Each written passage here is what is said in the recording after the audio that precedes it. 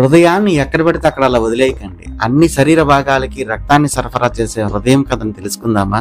చలో.